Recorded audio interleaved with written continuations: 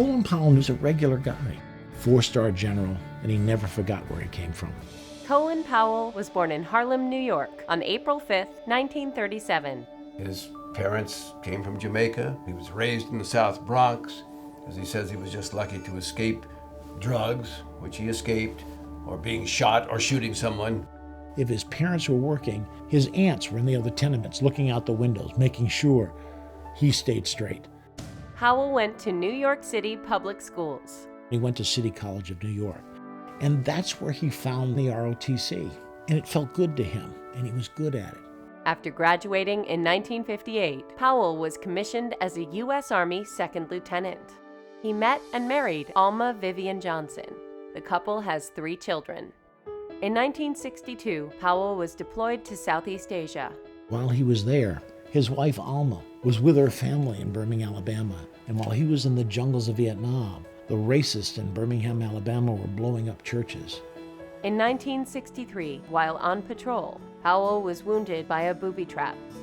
He rose through the ranks, and during a second Vietnamese tour, Major Powell survived a chopper crash. He was injured, but still managed to pull others from the wreckage. He received a Purple Heart. Those kinds of experiences really shaped him very much. Powell earned an MBA from George Washington University in 1972. He was promoted to Brigadier General for the 101st Airborne in 1979. Colin Powell is an extraordinarily impressive man in a room full of impressive people. Powell served in several positions during the Carter and Reagan administrations. In 1987, he became the National Security Advisor. In 1989, General Powell was made the first African-American chairman of the Joint Chiefs of Staff by President George H.W. Bush.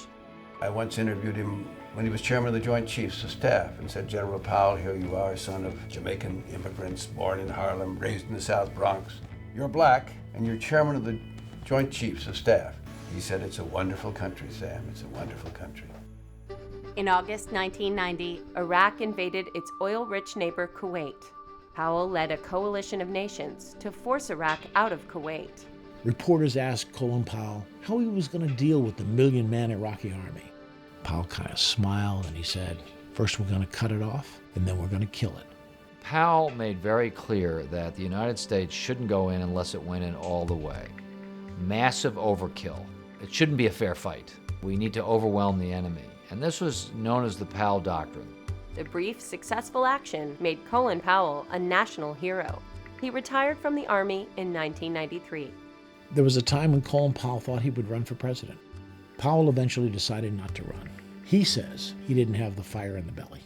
In 2000, presidential candidate George W. Bush announced Colin Powell would become the first African-American Secretary of State. He basically ran for president, having told the American people that if you elect me, you'll have Powell as Secretary of State. That's how strong Colin Powell's public image and his clout was. Powell was a great Secretary of State in some ways. His own State Department loved him, and he was a strong figure in the world. Other countries liked him. But Powell had problems in Washington. There was a long history of conflict between Dick Cheney and Colin Powell. From January 2001 all the way up to September 11th, there had been just a raging conflict over policies related to North Korea, policies related to China. In February 2003, a year and a half after the 9/11 terror attacks, Secretary of State Colin Powell addressed the UN Security Council.